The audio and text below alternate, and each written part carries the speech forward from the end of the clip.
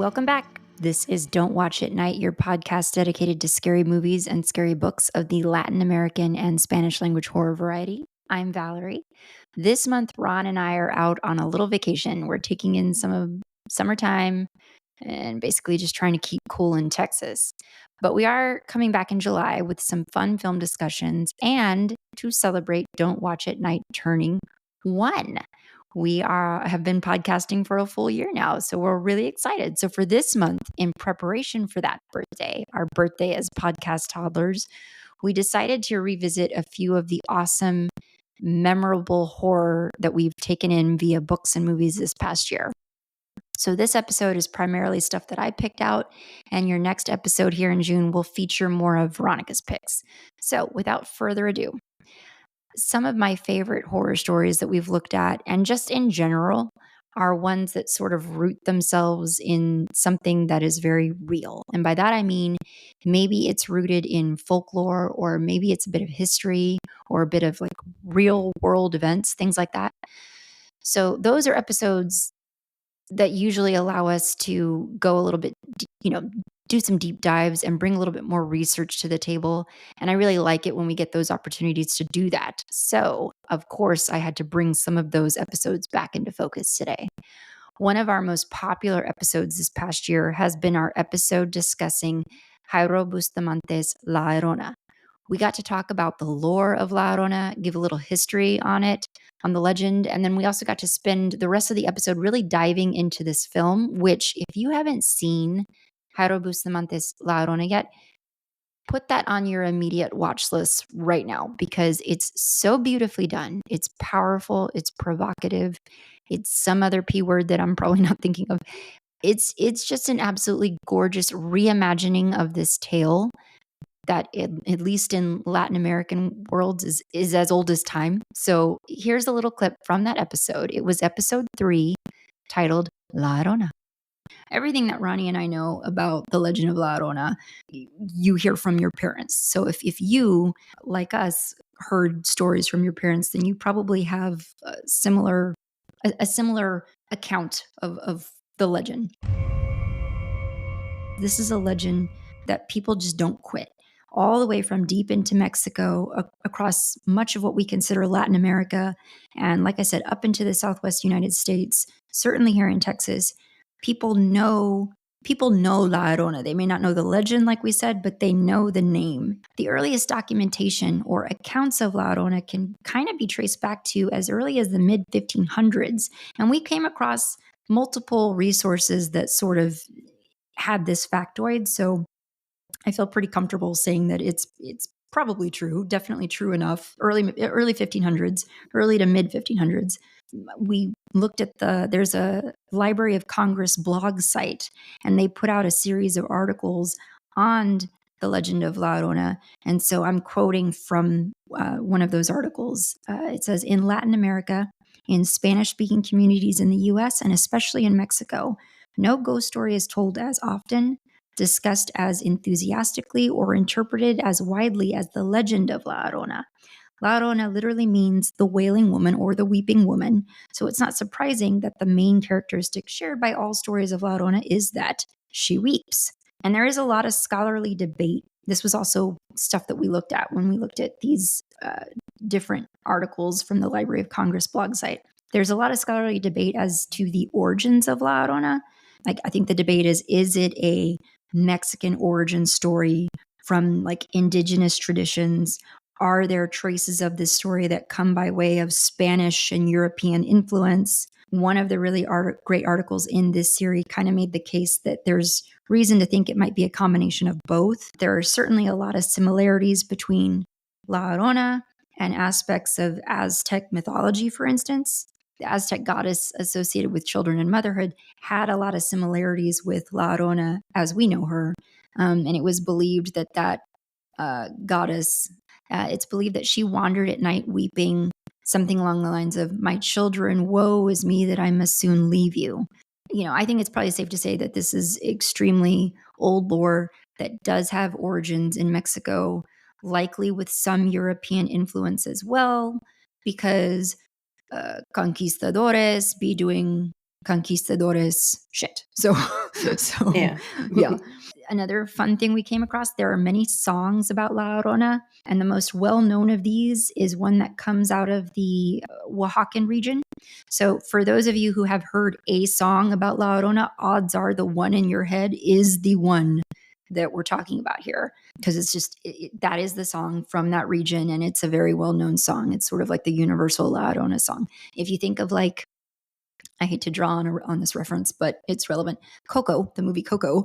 I was going to say, that's the one that's in my head. Is that the one you're talking about? that is the song. Yeah, that is the version. There's variations on the lyrics, but that is the general song that comes out of that region of Mexico. So yeah, and the earliest versions of this song have been found in print dating back to like the 1930s. But it, like I said, it is folklore that is very much kept alive through song and story and tradition. So still to this day, every year in the Xochimilco borough of Mexico City, people commemorate the legend of La Llorona with a performance along some of the canals there, and it coincides with the Dia de los Muertos festivals. So he modeled the general after a real life Guatemalan general who was tried for war crimes, whose name was, I had to look him up, General Efren Rios Montt, Montt, who was a high-ranking general in Guatemala who served as interim president of Guatemala during that time frame, like 82, 83, was convicted of genocide and war crimes, was sentenced to 80 years, but then the Constitutional Court of Guatemala overturned it. And so he just eventually died of old age at 91, I think like around 2018. So kind of in a way, maybe the director of this movie, Jairo Bustamante, kind of, because obviously this is who the general in this movie is, administered justice through this movie. I was interested in kind of seeing how the Llorona story fit into this story of an aging general who is being accused of genocide. Okay, these next clips are kind of a two-parter because we had the opportunity in our second ever episode to watch 2017's Veronica, directed by Paco Plaza. And then later on, we watched the 2023 prequel on Netflix called Sister Death, also by Paco Plaza. These are two films based in Spain, and both of them are at least somewhat inspired by actual events that took place in various parts of Spain. So again, we got to spend a little bit of time learning about that, bringing some of that research to the table, particularly on the Sister Death episode, and to talk about it. So both of these movies are great, classically scary films, in my opinion. And Veronica and I both agreed that Sister Death really stands all on its own. It's a fantastic film, especially if you are somebody like me who appreciates a good religious horror movie. This is definitely that. So here are those two clips. Yeah, it's like if you have notions of a heaven, then you must have notions of a hell right, or something like that. 2017's Veronica. So early 90s, which for me is a golden time for fashion, for a lot of the scary horror movies of the 90s were great. See what happens when you're the oldest? You've got to put yourself out there between your younger siblings and demons. I was thinking about that. I was like, man, older siblings, this is now two movies, if you remember, like two older siblings just have it the hardest in these horror movies. So, yes, it's a big responsibility.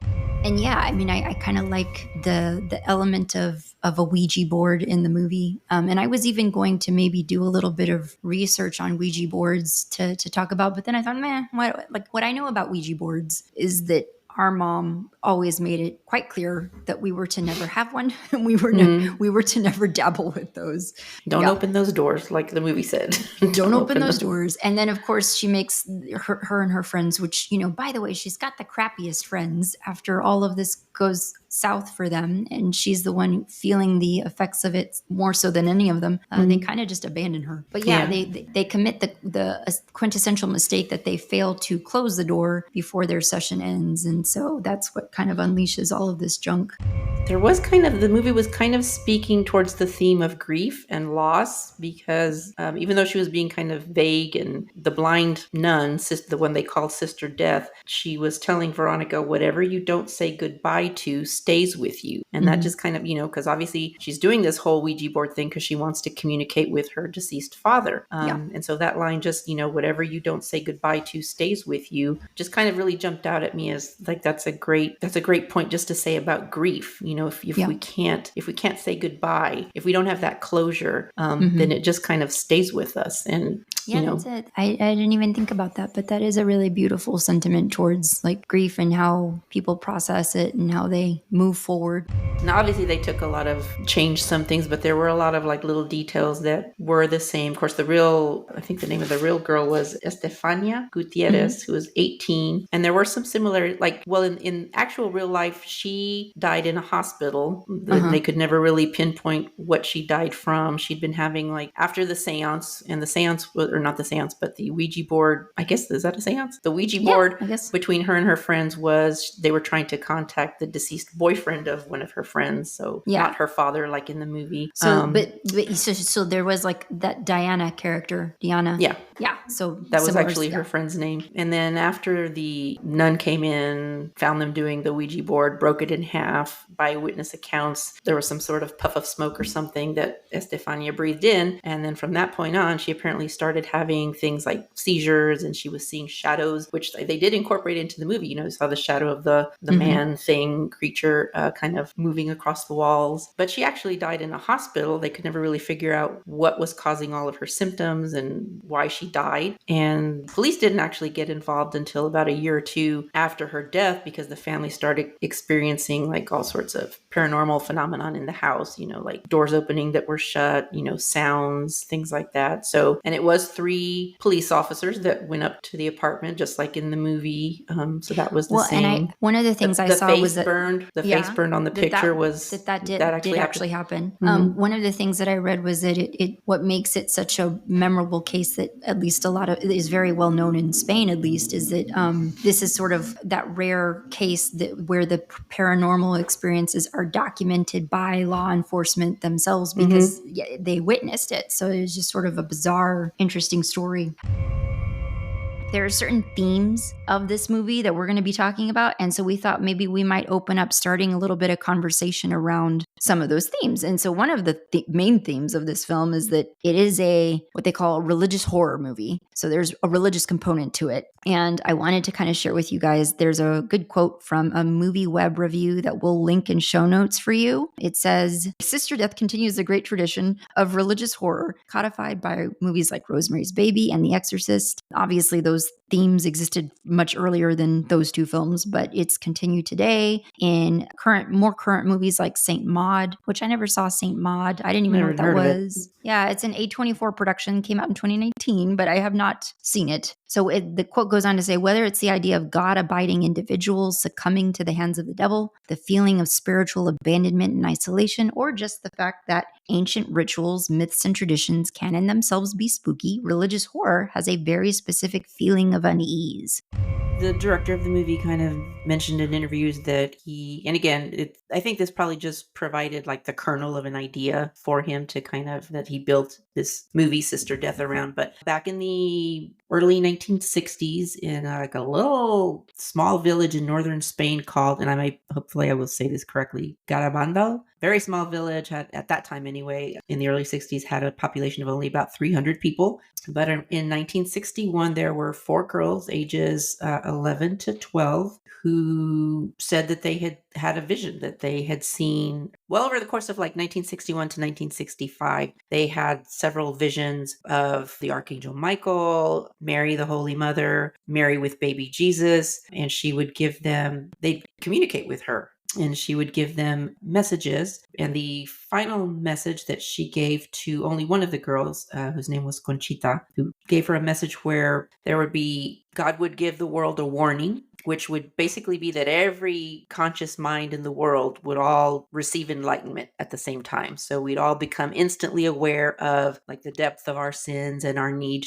to turn to God for guidance and forgiveness. After that warning happened, then there would be a miracle that would happen in Garabandal, and that miracle would be enduring, it would last until the end of the world. And Conchita is the only one who was given the exact date and time that this miracle would happen, and she would announce it to the world 8 days before the miracle actually happened. Well, she's now around 75, so we're still waiting. Wow.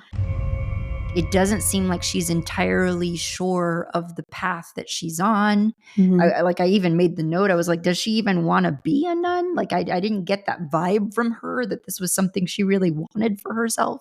Yeah, because Sister Julia, being, the meanie that she is, she's like telling Sister Narcisa, who already feels bad, she's telling her, Yes. look, see, this is your This is your fault. If fault. you hadn't gone along, if you hadn't encouraged this, she wouldn't be dead. So Sister Narcisa packs her bag. She's walking out, leaving as the eclipse Devastated, is yeah. happening. And this is the eclipse happening, yeah. And you And so see the little half moons, not half moons, but like the shadows, the eclipse shadows from the leaves. We saw is when we that had our eclipse. I know we saw, like we all saw recently in the eclipse that just happened, but was those little shapes featured in Veronica as well? I don't remember because they 'Cause were I like at school, so that Because would have that felt been very much like a callback to Veronica as well. I was like, oh yeah, might have this been. is Yeah, I don't yeah. remember. I couldn't remember if it's from Veronica or if it's from all of the pictures I saw on social media of people posting when the actual eclipse happened recently. Good movie. It was a good one.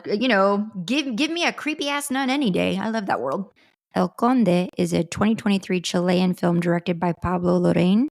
It's billed as a horror comedy, and if you listen to this episode way back when, you'll know that Ronnie and I didn't necessarily find this one too laugh out loud funny, but deeply interesting. And just as with La Arona, here is another mesmerizing example of directors taking these painful histories sown by various dictatorships and making these powerful artistic statements on them and birthing these reimagined stories that we then get to learn about and better understand. So this one is extremely thought-provoking. There's so much to unpack about this movie, and it is on Netflix. So if you have Netflix, you should give this a watch and let us know what you think about it. So here is a clip from episode 11 on El Conde.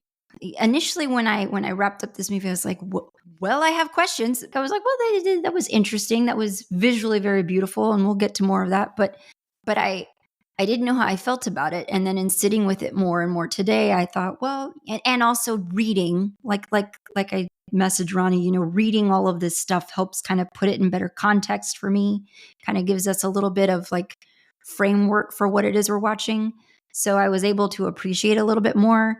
It's definitely more dark comedy in the sense that's like it's very gallows humor. Like it's very dark content. There was no point at which I laughed during this movie. It's not that Did kind you? of comedy. No, It's not ha funny at all. There were certainly some cheeky moments, and there were very like if anything was comical, it was the absurdity of what you're looking at on screen.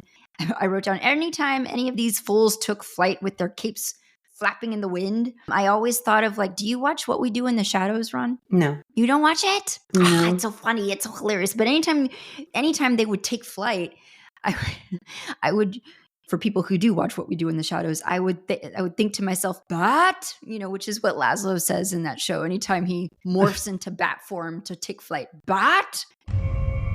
But see, that's kind of what this movie felt to me. I mean, it's more satirical for sure, and there's a lot of symbolism and metaphors in there. But if you're someone who is not, super well versed in Chile, in the Chilean history under Pinochet's regime, it's kind of like the movies that have a lot of Easter eggs that if you don't know kind of the source material, the Easter eggs are just going to kind of go by you. And you might say that might mean something, but you're not sure what it means. So that's kind of what watching this movie felt like it was. I mean, I have heard of Pinochet. I knew he was a dictator. Obviously, probably means he's not nice because when do you ever hear of nice dictators? But like a lot of the specifics, like the dinner scene where him and his wife start dancing in that band kind of yes. comes in. I thought, what the hell is, but in reading, I read that was something that he would have like a band come in and play whenever like he entered a room or made an appearance. And it was just, sounds to me like just to feed his own ego and just to kind of mark his arrival. So, but yeah, not having known that scene was just kind of weird. After reading that, I said, oh, okay, now I know why that scene was there. But well, and I kind of, because not knowing that at all, I kind of just assumed, I was like, well, maybe this is something that's not necessarily truly happening. It's just something that's metaphoric. And it probably was, but it is, as you point out, a nod to that reality, which I wouldn't have known. And so I was going to ask you, what did you think of the children, of his children in this film, his adult children. They seem like the children of a dictator. Like they're just very self-absorbed. They're just, They're they're just kind of wondering. worthless, Yeah, they're lazy wondering why he's humans. taking so long to die because they just want, they want their money, they want their inheritance. They probably have no skills to do anything else. No life skills whatsoever. Like, yeah, I thought that because of how just completely useless these people are, I thought that they brought the most comedic moments of this movie. Yeah. Like, they brought the levity because they're just so stupid.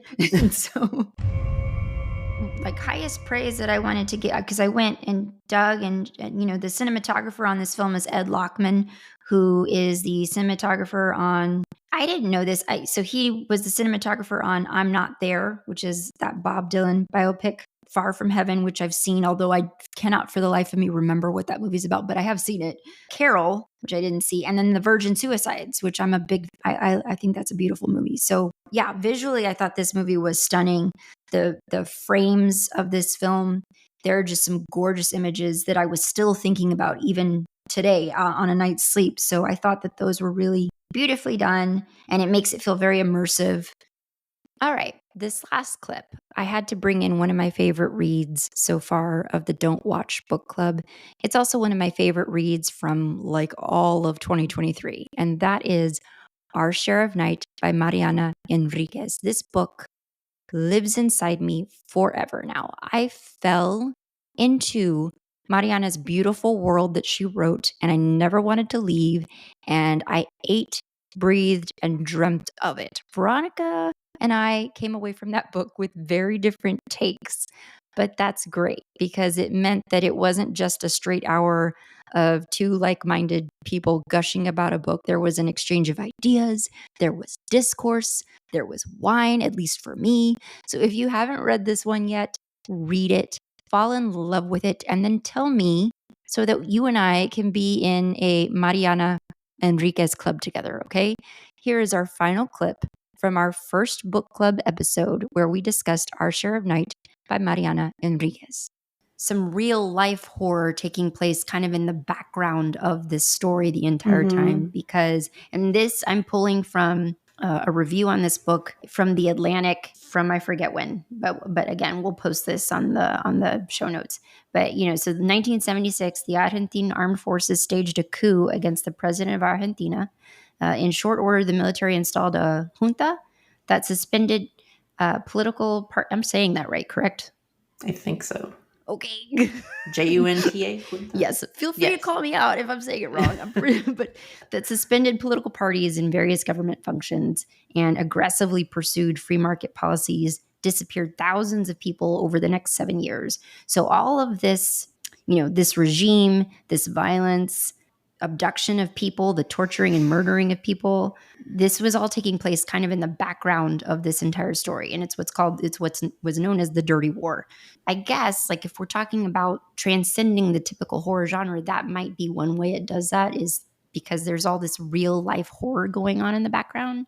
I really loved the book. I did. We didn't know anything about this author going in. We went in blind, but I really loved the book. There's some things that obviously demand more investigation, and I don't know that we're ever going to get that. And it's sad because I'm like, I want more here.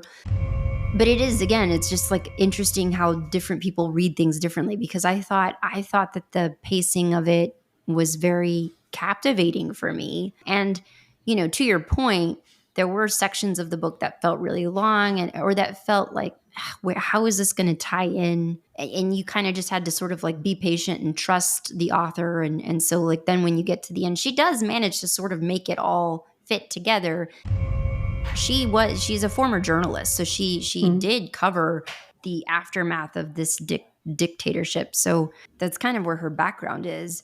And she also was like a rock journalist at one point. She always wanted to do that. She said that in the interview, and she did do that for a number of years. So she's very sort of well versed in that world. But even the Olga section, even though I felt like if there was a section you could maybe lose that section. But in the end, it kind of brought some necessary tie-in between the past and what is the present in this story.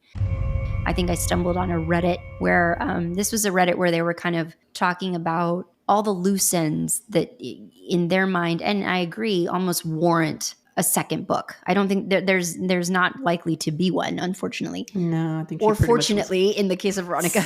Unfortunately for me, but I fortunately would for not Veronica. care to read it if one comes. I'm not interested. But so like there were so many loose ends at the end that would almost warrant that, because in the book they kind of go through a little bit of the history of the order. And so like at various points, this is what the Reddit commenter posted. At various points in throughout history of the order, there have been what they call, or what we're calling, like near extinction events, where it's just like the vast majority of the core power of the order has been wiped out, typically through like, I don't know, through a medium, because Through the mediums, they've gone Shoulda through let a bunch of mediums. It's a very kind of just violent process on the mediums, and so they don't last long. Mediums either like they succumb to insanity or they succumb to illness or what have you, so they don't last long. But throughout the course of the history of the order, there have been various moments and points in history where a medium has just like damn near wiped out all of them. And so this is kind of one of those moments where it's just like you can almost launch a second book just sort of based off of how these children, now adults, who am I talking about? I've already forgotten names. Gaspar, Pablo, Vicky. Pablo, What's the name Vicky, of the girl that got Adela? The one that got Adela. Adela. They got so you could almost build a new trapped order wherever. off these kids who are now adults, and what might that look like? And so it's like, yeah, that could be an interesting venue, but we're not likely to get that, because as she says in that interview with Moreno Garcia, she's kind of indicated she's done with this story and she's moved on from it. So okay, friends, that's going to wrap it up for this episode. Please remember, you can find us online at don'twatchatnight.com. We are also Don't Watch at Night Pod on all social media. And here's some stuff for you to remember. Our next new film discussion episodes are coming in July. What is also happening for us in July is that Ronnie and I will be at the Texas Haunters Convention in Mesquite, Texas on July 13th and 14th, and you can join us there. If you head to TexasHauntersConvention.com and purchase tickets, be sure to use Sister24 code at checkout. That's Sister24. That's the code at checkout for a discount, because we want to see you. Come hang out with your fellow Halloween lovers and get pumped with us about the fall spooky season coming. So be sure to look for the Don't Watch at Night table there. And that's all for now. Thank you for listening, and we will see you next time. Bye. Don't Watch at Night is a Nest production hosted by me, Valerie, and Veronica. Editing by me. Music by Omar Chagor. Production support for this episode provided by Lorenzo Villarreal and Alex Street.